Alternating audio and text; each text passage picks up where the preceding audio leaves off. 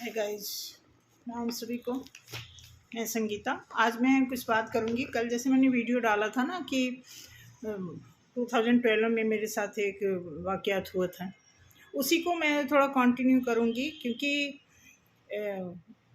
बहुत बहुत ही मतलब थोड़ा रहस्यमयी टाइप का उसमें जो बुक्स में लिखा हुआ था वो मैं बताना चाहूँगी। कि जैसे आप देखेंगे कि जो ट्विन फ्लेम का जो जर्नी है वो ऐसा माना जाता है कि बहुत देर से पता चलता है। ये है ना, ये सच भी है, बहुत देर से पता चलता है। बट जो उनके सिम्टम्स जन्म से ही शुरू हो जाते हैं, जो उनके लक्षण होते हैं, जो उनके ऊपर चाहे समझो भगवान की कृपा होती है या पिछले अगले सारे जन्मों का जो खेल शुरू हो जाता है उनके बचपन से ही, वो सारा कुछ है। तो मैं फ़िलहाल बचपन का तो मैं बाद में बताऊंगी, जैसा कि मैंने आपसे बताया था। लेकिन मैं बताऊंगी कि जो 2012 में जो हुआ था, जो अंकल जी मुझे किताब दिए थे, तो उसको पढ़ने के बाद क्या हुआ, उसको मैं धीरे धीरे पढ़ती गई। तो उसमें कुछ ऐसे वर्ड लिखे थे, मैंने नोट डाउन तो किया है क्योंकि बताऊंगी उसकी जो उस किताब को मिलने के बाद क्या दुर्घटना हुई मेरे साथ। और उसके बाद एक दिन की बात है कि वो किताब तो मैं लेके आ गई। फिर यहाँ पे ड्यूटी करना होता, छुट्टी तो मिलती नहीं थी। संडे के दिन मैं संडे के दिन उसको पढ़ाई करती थी। तो उसमें बीच बीच में कहीं कहीं जैसे ऐसे लिखा होता था कि अपने भीतर झांको। उसमें दिया था अपने भीतर जाओ और जाके झांको, स्मरण करो। और स्मरण करके फिर उसमें ऐसे ऐसे वर्ड दिए थे, कोई कोई तुम्हारी जिंदगी में कोई ऐसा उदाहरण बना है जो कि एक साधारण फैमिली में नहीं होता है। तो ऐसा उसमें लिखा था। फिर उसमें ना जो जिस अंकल ने मुझे वो बुक दी थी ना, उसी अंकल के फेस से मिलता जुलता ना उसमें कहीं कहीं चित्र, मतलब उसकी इमेज बनी हुई थी उस बुक में। जैसे नहीं पुराने टाइप के, आपने देखा होगा कि कुछ कोई ऐसी बुक आती थी जैसे गृह शोभा आती थी या मनोरमा एक बुक आती थी, इस टाइप की बुक आती थी। तो उसमें बाकी तो कलर्स में होते थे, कुछ ब्लैक एंड वाइट में, जैसे एक साईं बाबा के जैसे उसमें फ़ोटो बने हुए थे, कहीं औघड़ जैसा एक फ़ोटो बना हुआ था, ऐसे कहीं कहीं छोटे छोटे उसमें चित्रित किया हुआ होता था। और फिर उसी के बिहाव पे वो सारी चीज़ें छोटे छोटे पैराग्राफ में उस किताब में लिखे होते थे। तो उसमें इसी तरह का दिया होता था, तुम्हारी लाइफ में आने वाले 5 साल के अंदर किसी महानुभवी का प्रवेश होगा। और अगर तुम्हारी ज़िंदगी में अभी तक किसी ऐसे इंसान का आगमन नहीं हुआ, इस तरह ऐसे ऐसे कुछ वर्ड लिखे थे, बहुत ही टिपिकल टाइप के उसमें वर्ड थे जो कि हिंदी में ही उसको उच्चारण किया जाता है। तो ऐसे ऐसे वर्ड उसमें दिए थे। कुछ उसमें से टॉपिक जो बड़े अच्छे लगते थे वो मैं नोट भी करती थी। तो क्योंकि वो किताब एकदम फटी फटी सी थी, कुछ ऐसे धुंधले हो गए थे, कुछ जैसे लगता था कुछ कीड़े खा गए हैं उस किताब को, ऐसे उसमें छोटे छोटे होल बन गए थे। तो इस तरह अब हुआ क्या कि उस किताब को जब मैं पढ़ना शुरू की, संडे को पढ़ती थी छुट्टी वाले दिन। तो एक दिन की बात है कि जब मैं किताब पढ़ने लगी, आपको मैं विश्वास, किताब पढ़ने के बाद मैं उस समय जो मार्केटिंग में थी, तो उसके जैसे मैंने बाबा जी से बताया था कि ना मेरा टारगेट नहीं पूरा होता है। जब मैं उस किताब को पढ़ने लगी तो फिर पता नहीं उस किताब को पढ़ने से या क्या, सडन मेरा काम जो है अच्छा सा होने लगा। मतलब मैं वैसे सेकंड थर्ड आती थी तो फिर अंडर प्रेशर हो जाती थी कि नहीं मुझे फर्स्ट आना है। तो फिर मैं 2 3 4 महीने तक मोस्टली जितने भी हमारे कूपन बनते थे उसमें मैं टॉप पे रहती थी। तो मुझे अंदर से लगता था कि उस किताब को पढ़ने का असर है या बाबा जी कुछ और थे ऐसे पढ़ने का असर है, ये चीज़। उसके बाद देखो क्या हुआ, 3 4 5 महीने ऐसे निकला। उसके बाद किसी कारण से मुझे वो, क्योंकि हम लोग रेंट पे रहते थे, वो हमें मकान छोड़ना पड़ा। अब जब हम वहाँ से शिफ्ट होने लगे तो मेरे घर में एक ना थैला है दवाइयों का, बहुत पहले जैसे दवाइयों का काम था, तो उसमें एक ही डिज़ाइन, मतलब एक ही डिज़ाइन के कई थैले हैं। तो जब हम शिफ्ट करने लगे तो मैंने क्या किया, एक उसमें रद्दी भर दिया, क्योंकि वो कुछ कागज़ रद्दी हटाने होते थे, और एक में जो सही सही था वो भर के और उसमें जिप लगा करके रख दी। बेटा जो है वो शिफ्टिंग करता था थोड़ा थोड़ा सामान, क्योंकि जहाँ हम रहते थे वहाँ से थोड़ी 1-1.5 किलोमीटर की दूरी पे वो था। तो हमने कहा जो छोटे छोटे सामान होंगे वो चले जाएंगे, जो बड़ा वाला होगा तो इकट्ठे कोई गाड़ी करेंगे, जैसे बेड वगैरह है, फ्रिज फ्रिज जो है अपना उससे चला जाएगा। तो हमने क्या किया, छोटे छोटे सामान वो ले जा करके रख देगा। उसको मैं बताई कि ये जो रद्दी वाला थैला है वो यहीं पे रद्दी वाले को दे देना और ये वाला ले करके वहाँ रूम पे रख देना। उसने क्या किया, रद्दी वाला ला के रूम पे रख दिया, और जो अच्छा वाला था जिसमें डायरी वगैरह थी, कुछ और भी नोटबुक्स थे, और भी काफ़ी कुछ ऐसे, जैसे मैं कुछ लिखती रहती थी या कोई ऐसी बुक्स वगैरह होती थी, कोई स्टोरी होती थी इस तरह। तो उसने क्या किया वो, और उसी में वो किताब थी। उसने, अभी मैं वो किताब आधा भी नहीं पढ़ी थी, और बेटे ने क्या किया, उस थैले को ले जाके रद्दी वाले को दे दिया। अब पूछो मत, वो तो चला गया। यहाँ हम लोग शिफ्ट हो गए, शिफ्ट होकर के आए तो वो थैला ऐसे पड़ा था। मैंने कहा चलो उसमें किताब वगैरह बाद में जब पूजा रूम हमारा होता है, पूजा का अलमारी होता है, तो मैंने कहा जब उसको सेट करेंगे तो, और ऐसे ऐसे में वो 3 दिन 4 दिन 5 दिन समझो निकल गया। बाकी हम लोग शिफ्टिंग इधर उधर सब ठीक ठाक हो गया।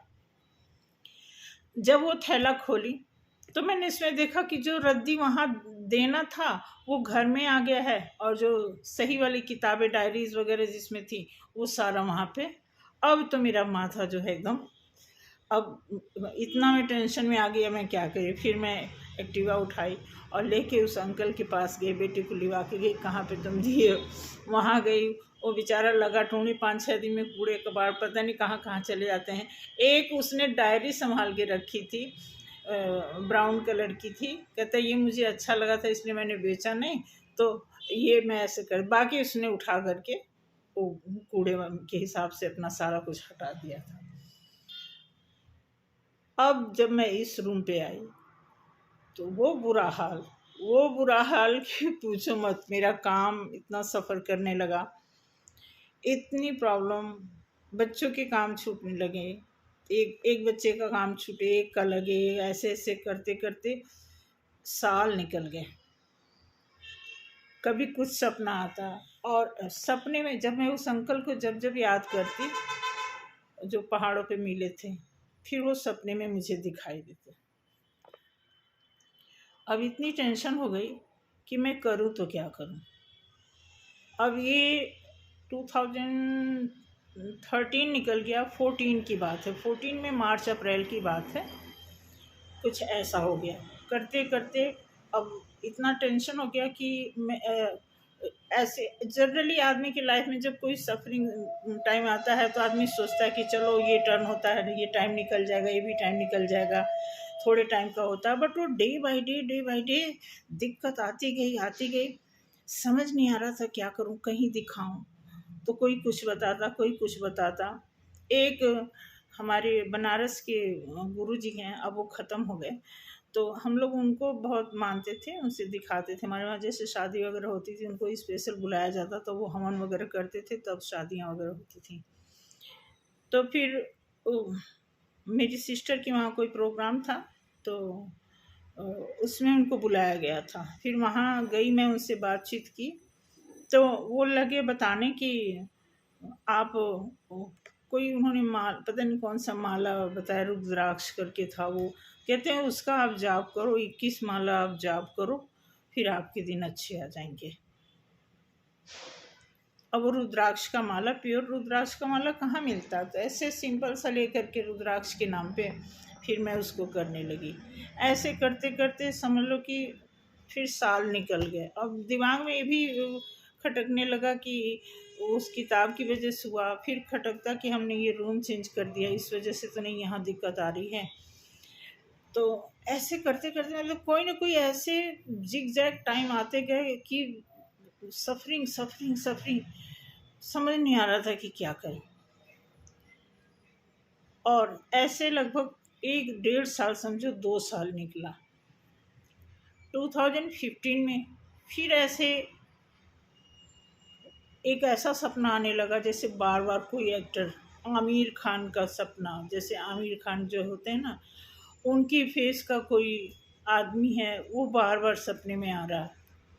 तो मैं बच्चों को बताती कि जब मुझे टेंशन होता कि काम हो नहीं रहा है, तो मार्केटिंग का काम, उसमें इतना खतरनाक टारगेट देते हैं, उसके बाद अब वो काम ना हो, करते करते तो फिर वो जो 21 माला वाला है वो मैं कर रही थी, रेगुलर कर रही थी, करते करते 3-4 महीना निकल गया।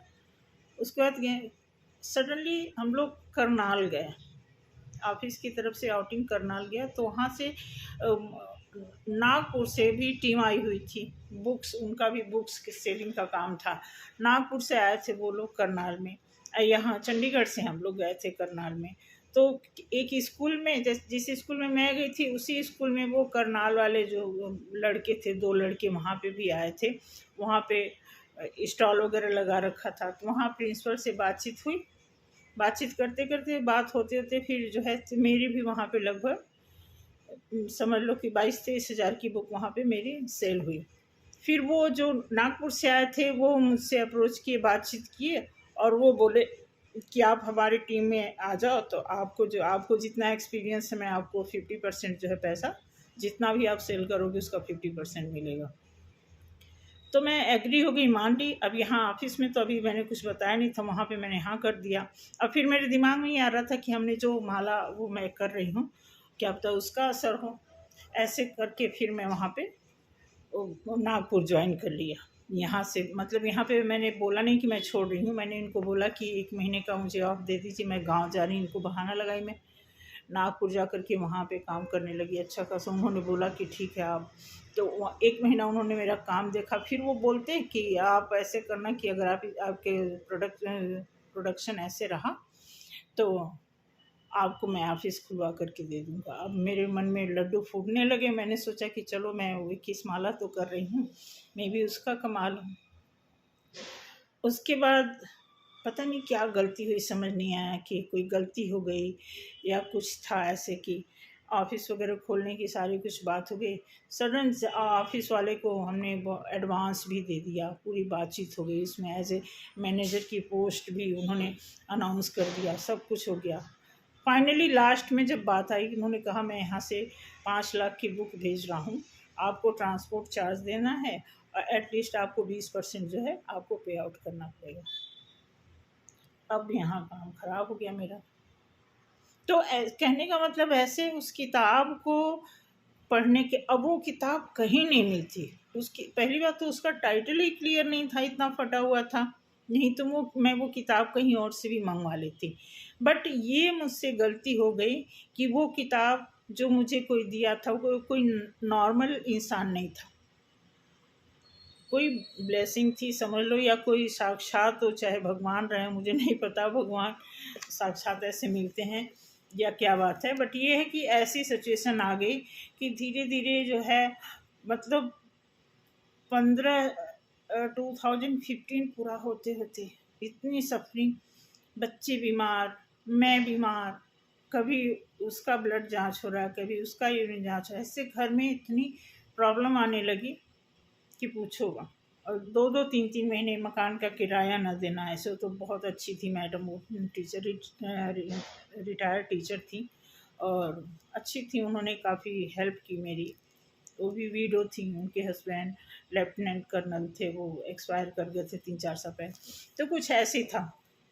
तो कहने मतलब ट्विन जर्नी का जो कॉन्सेप्ट है या जो जर्नी है ट्विन फिल्म की, ये बहुत सारे लोग झूठ मानते हैं, लेकिन मैं अपना एक्सपीरियंस आगे भी शेयर करूँगी कि क्या होता है इंटरनल, किस तरह की प्रॉब्लम, कैसे सपने आते हैं, कैसे दिमाग में क्या घंटी चलती है, कैसे पेन होता है, कैसे हमें इनर वर्क करना है, कैसे मेडिटेशन करना, वो करने के बाद भी कैसी कैसी सिचुएशन होती है गॉड।